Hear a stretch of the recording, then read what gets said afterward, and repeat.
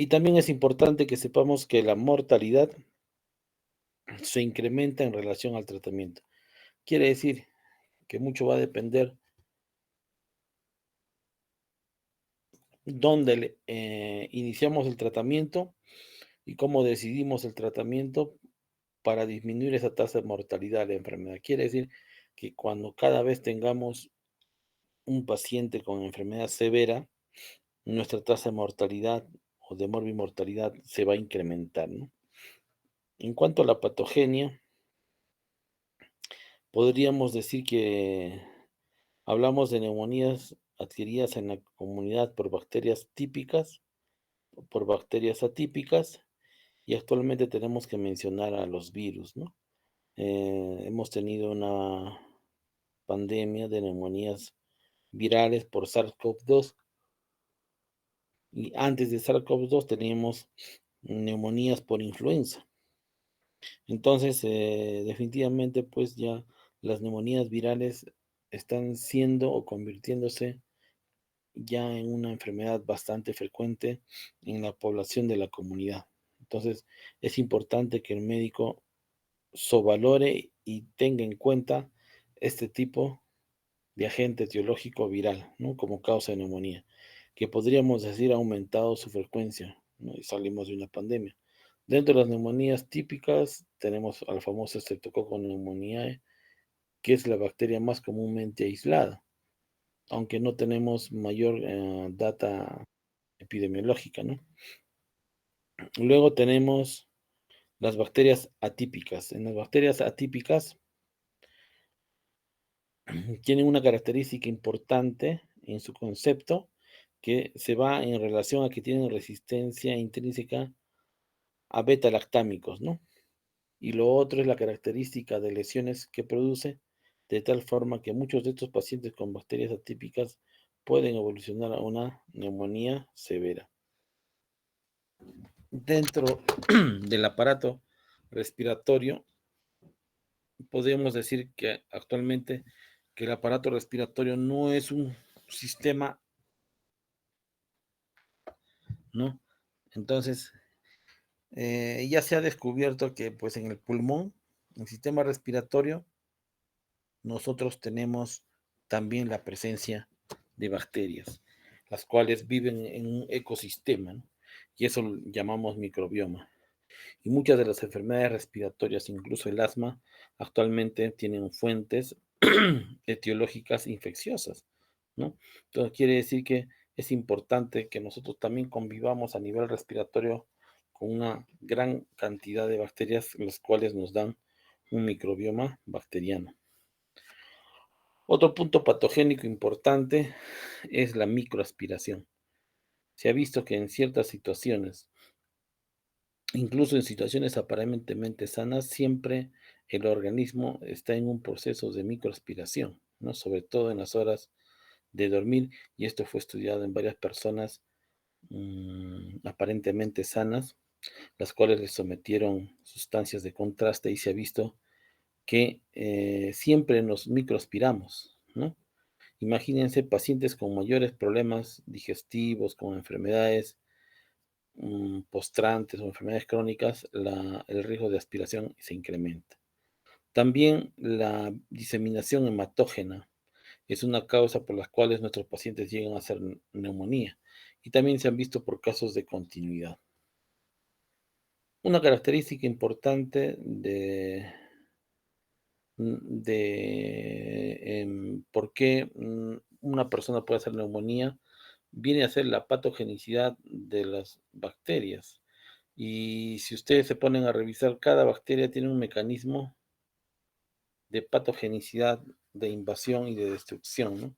A través de enzimas o a través de fimbrias como el Staphylococcus aureus, a través de enzimas como el Streptococcus pneumoniae. Hay que tener en cuenta que el Staphylococcus aureus fuera de las fimbrias tiene también em, toxinas, ¿no? Que producen necrosis de los tejidos. Y es por eso que el Staphylococcus aureus se asocia a, a necrosis y a neumonías necrotizantes. Lo mismo con el Streptococcus pneumoniae. Definitivamente sus proteasas dividen la inmunoglobulina A, que ustedes, como recuerdan, es el primer elemento de defensa en la vía respiratoria alta, ¿no?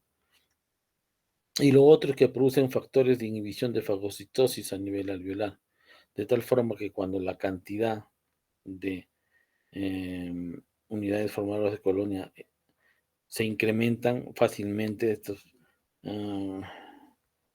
estos microorganismos pueden causar infección y nos lo demuestran en los cuadros neumónicos que van presentando nuestros pacientes. Es decir, cada bacteria tiene un mecanismo propio de patogenicidad, la misma que permite hacer que la bacteria pueda sobrevivir a los mecanismos de defensa del cuerpo humano. Se ha visto que eh, el hallazgo etiológico del germen causante ha demostrado para nosotros y sobre todo para los médicos y actualmente una dificultad en cuanto al aislamiento de bacterias. Nuestros métodos de diagnóstico etiológico que van a través de lo que es un cultivo, un hemocultivo, definitivamente tienen baja sensibilidad y especificidad, ¿no?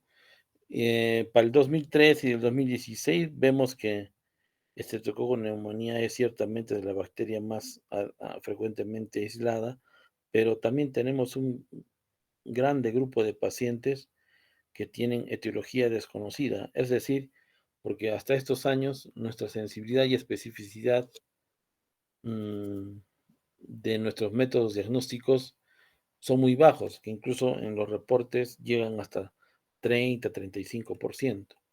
En el 2019 se da lo mismo. Entonces surge una crítica, ¿no? En base a que la mayoría de neumonías que vamos tratando hasta el año 2019-2020 son neumonías con agentes desconocidos y de los cuales nuestros métodos diagnósticos no van ubicando al agente etiológico. Es por esto que hasta el 2020 mm, esa excesiva demanda de pacientes con neumonía y terapia empírica han incrementado la aparición de gérmenes resistentes en la comunidad.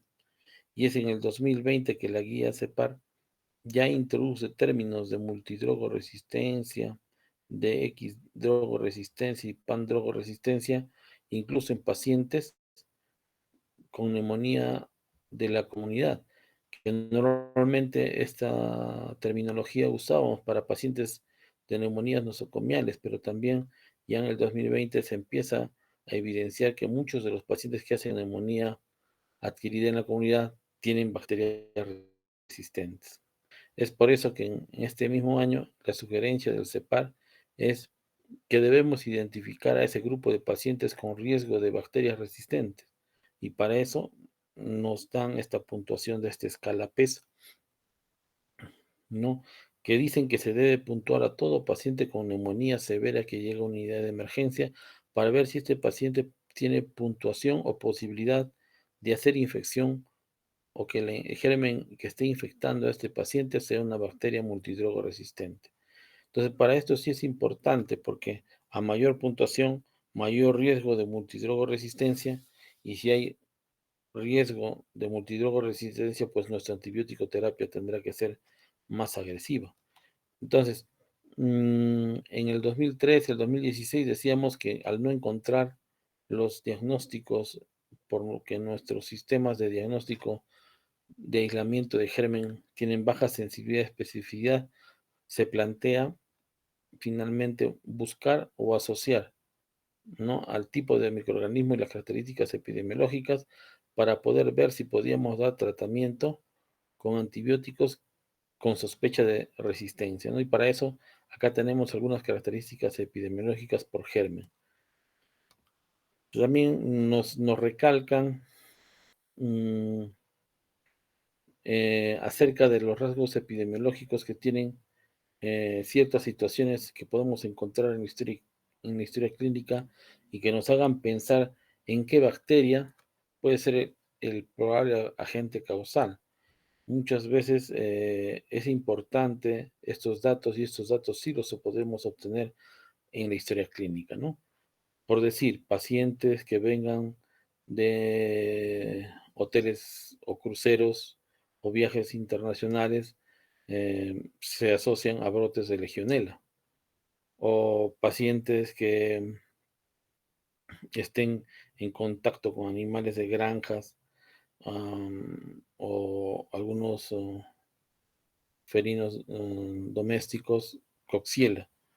Es decir, si nosotros vamos enumerando los factores epidemiológicos que podemos encontrar en la historia de nuestros pacientes, vamos a poder tener una posible causa etiológica. Entonces, para esto es importante que al nosotros hacer la historia clínica a nuestros pacientes con neumonía, indaguemos en estos factores epidemiológicos, ¿no? Otras características clínicas comunes asociadas a las bacterias causantes van en relación a las formas clínicas que producen estas bacterias en nuestros pacientes.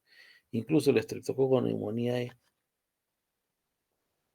es una bacteria que puede causar incluso bacteriemia, ¿no? Quiere decir un estado febril persistente con taquicardia, donde definitivamente la asociación epidemiológica va en relación a una lesión estructural, a una adicción al alcohol o hasta los mismos pacientes diabéticos. De la legionela también es característico en pacientes jóvenes sin factores de riesgo, pero que tienen una característica de manifestación digestiva, neurológica y finalmente respiratoria para llevar al paciente a una disfunción orgánica múltiple.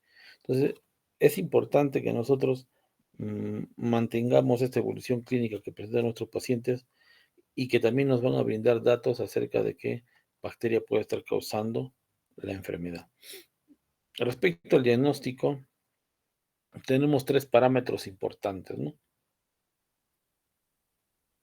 Primero tenemos el parámetro clínico. Dentro del parámetro clínico, podríamos decir el tiempo de enfermedad, que son 7, 10 días o podría variar, la forma de inicio que es insidioso, los signos clínicos que podrían ir desde fiebre o también no hacer fiebre, hacer estados sépticos, hacer tos con secreción, dolor torácico, ¿no? Y que en el examen clínico vamos a encontrar crepitantes, ¿no? Que definitivamente cuando encontramos esos hallazgos clínicos, nosotros pensamos que el paciente pueda llevar a tener una neumonía. Para confirmar esa sospecha clínica es importante el segundo paso, que es el diagnóstico por imágenes. Dentro de lo que es el diagnóstico por imágenes, tenemos la tomografía, tenemos la radiografía, tenemos la ecografía. Se ha visto y actualmente la tomografía es el gold estándar, ¿no? Para valorar lo que es el parénquima pulmonar, las lesiones pulmonares, ¿no? Donde definitivamente la indicación de la tomografía va a darse cuando hay una duda o hay un diagnóstico diferencial o cuando hay una falta de respuesta o un tratamiento inicial. Entonces, en esas situaciones son las indicaciones por las cuales nosotros abordamos o decidimos tomar una tomografía. La radiografía definitivamente es el examen o primer elemento donde definitivamente muchos de los cuadros neumónicos pueden ser visualizados a través de una radiografía simple. Entonces, para eso es importante dentro del screening diagnóstico iniciar el, eh, el estudio solicitando una radiografía, donde vamos a encontrar diferentes alteraciones como infiltrados intersticiales bilaterales, ¿no? Donde definitivamente ahí sí vamos a tener que nosotros correlacionar o hacer diagnósticos diferenciales con otras enfermedades no necesariamente neumónicas. Entonces, en esos casos sí, la neumonía va a tener que ser diagnosticada a través de una tomografía. La ecografía también ha evolucionado en estos últimos tiempos, sobre todo en la época del COVID y el post-COVID, ¿no? Actualmente ya hay protocolos de evaluación pulmonar ecográfica, ¿no? Y hay metaanálisis donde nos demuestran de que la ecografía tiene mejor sensibilidad y especificidad que la radiografía para el diagnóstico de neumonía. Y la ventaja que la radiografía, perdón, que la ecografía no solamente visualiza el parénquima pulmonar consolidativo, sino que también alguna otra lesión intersticial. Entonces, se convierte en un elemento que se adelanta a la radiografía. Es decir, actualmente podríamos nosotros hacer indicaciones y órdenes de ecografía antes de una radiografía. Definitivamente la ecografía es un elemento que en estos últimos años ha crecido bastante en lo que es evaluación pulmonar, como les digo, donde podríamos hacer un paréntesis y decir que es un método bastante valioso, pero con una dificultad que es operador dependiente. Es importante que el médico que haga ecografía pulmonar tenga experticia en valorar este tipo de evaluación, ¿no? Respecto a los métodos diagnósticos, ¿no?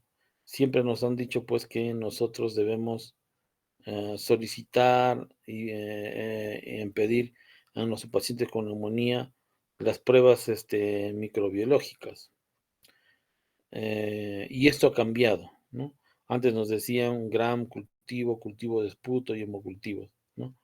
Em, el gram, ustedes saben que es importante pedirlo, y porque es un método sencillo, que en 10 a 15 minutos nos dan el resultado. Pero es importante también tener en cuenta la validez de la muestra, ¿no?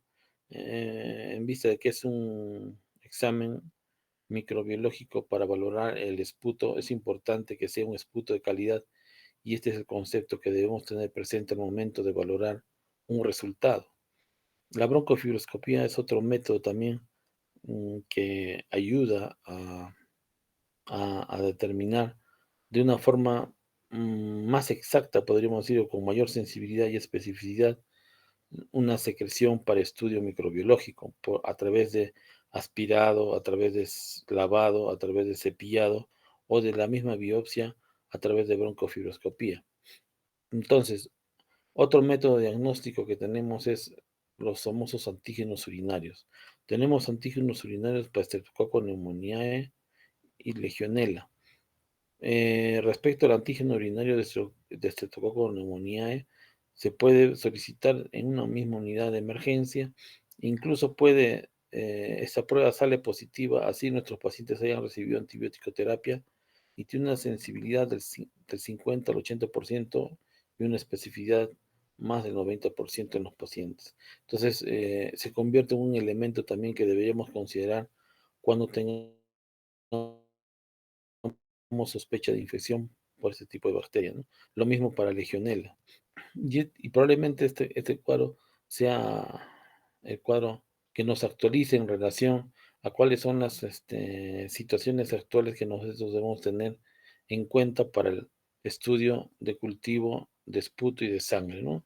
En la ITSA del 2019, que es la última guía americana, pues nos dice, se recomienda en pacientes con enfermedad grave, así como en todos los pacientes hospitalizados que han sido tratados por MRSA o Pseudomonas. ¿Qué quiere decir?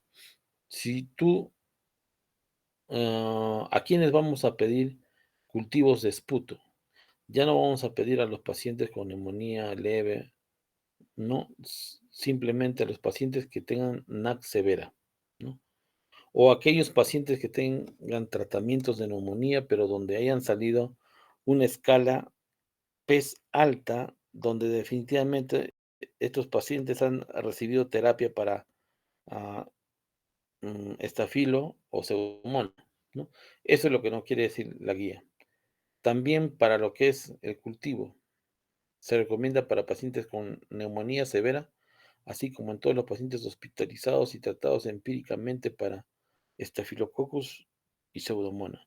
Entonces, ya como que en el 2019 las guías un poco como que nos ordenan en relación a que solamente aquellos pacientes que tengan neumonía severa o factor de riesgo o tratados empíricamente por Marsa Pseudomonas son los que debemos de solicitar cultivos de esputo y cultivos de sangre. También otra recomendación actualizada para el 2019 es respecto a la monoterapia con macrólidos, ¿no? Recomendación condicional para pacientes ambulatorios según niveles de resistencia. Y esto sí es importante porque, por decir, los macrólidos en Europa ya no se usan para lo que es estreptococo, ¿no? Definitivamente los macrólidos pasan a ser elementos o antibióticos que nos puedan cubrir ciertas bacterias atípicas, más no bacterias gram positivas tipo estreptococo. La procalcitonina también para la guía de 2019 eh, no recomiendan para determinar la necesidad de una terapia antibacteriana inicial, ¿no? Ya que en muchos hospitales se tiende a pedir una procalcitonina para valorar la respuesta antibiótica, ¿no? Dicen que la respuesta clínica es mejor. El uso de corticoides para el 2019 está recomendado no utilizar, pero después del 2019 salen nuevos estudios, ¿no? En pacientes con neumonía severa, incluso estudios a dosis de 60 miligramos 2 o 3 veces al día, donde demuestran que tiene buenos resultados, ¿no? Por decir el uso de hidrocortisona.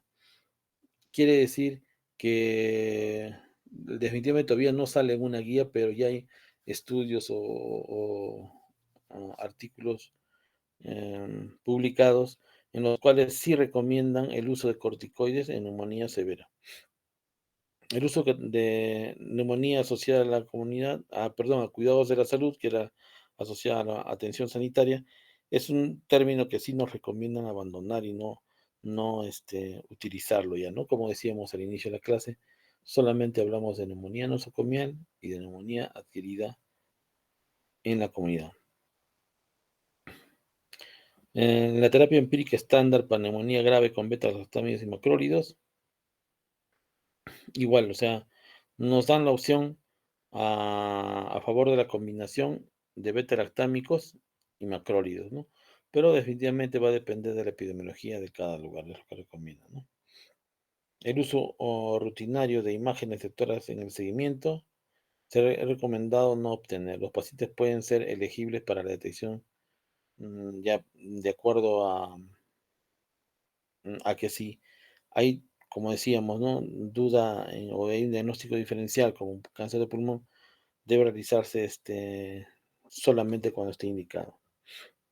Este es otro cuadro importante que es en relación a las pruebas diagnósticas en pacientes con sospechas de neumonía, ¿no? Respecto a los criterios de hospitalización, y ustedes ya conocen que es la escala CURB 65 y el PCI, ¿no? A recalcar que el CURB 65 es una escala de valoración de mortalidad, ¿no? Y este estudio del CURB 65 se ha hecho para valorar la mortalidad por neumonía a los 30 días, ¿no? Y si ustedes se dan cuenta, a mayor puntaje de CURB, mayor tasa de mortalidad. Y es por eso que cuando ya la tasa de mortalidad por una enfermedad supera el 8, 9, el 10%, ya es considerada una enfermedad crítica, una enfermedad grave. Y es por eso que cuando se da 3 puntos se considera una neumonía severa. También hay unos criterios de la ITSA y de la ATS que aún siguen vigentes, se les ha respaldado, y los criterios mayores y los criterios menores que nos hablan de la necesidad de ventilación mecánica en estado de shock, o criterios menores como alteraciones en el PAFI, alteraciones radiográficas, desorientación, manifestación de falla orgánica. Y este es un algoritmo para identificar a los pacientes, cómo dirigirlos sería, ¿no? Cómo dirigirlos en un paciente con neumonía severa. Yo creo que es importante el diagnóstico y es importante clasificar al paciente de acuerdo a su riesgo de mortalidad, ¿no? Y eso nos ayuda definitivamente el CURB 65 que ustedes ya conocen. Y estas son la selección de terapia empírica que nosotros debemos elegir. Ahora, definitivamente en pacientes ambulatorios, mm, fuera de hacer el estudio epidemiológico que hemos mencionado al inicio, tenemos alternativas, ¿no? Y actualmente todavía están indicándose el uso de beta-lactámicos, ¿no? Amoxicilina más ácido clavulámico, lo que nos recomiendan es usar a altas dosis, ¿no? Siempre usar a altas dosis, 1 gramo cada 8 o 2 gramos cada 12 horas, 2 veces al día. O cefalosporinas en vía oral como la cefpodoxima, ¿no? De tercera generación, que también brinda buenos resultados, sobre todo para estreptococo beta-lactamasa de espectro extendido. Los macrólidos acá en Perú no se conoce una tasa de resistencia, pero sabemos que los macrólidos son ampliamente usados por otras especialidades, ¿no? Preferiblemente guardar, y la indicación que actualmente damos es, salvo haya sospecha de neumonía típica, agregar un macrólido o agregar una tetraciclina. Las fluoroquinolonas, la levofloxacino, moxifloxacino, que son las que tenemos nosotros, en el caso de Perú, siempre usar con mucho cuidado debido a que son elementos o fármacos que forman parte de las estrategias de tuberculosis. Y hay que tener en cuenta que la tuberculosis es una enfermedad latente todavía en el Perú. Respecto al tratamiento de la neumonía en una sala de hospitalización, lo que nos hacen ap- apunten un resumen de este cuadro es donde realmente nosotros tenemos que diferenciar si hay factores de riesgo para MARSA o hay factores de riesgo para Pseudomonas, ¿no? Y esos factores de riesgo ya los hemos descrito en las láminas anteriores, ¿no? Y es importante, sobre todo si son pacientes con neumonía severa, aplicar la escala PES para ver el riesgo de resistencia, no se olvide.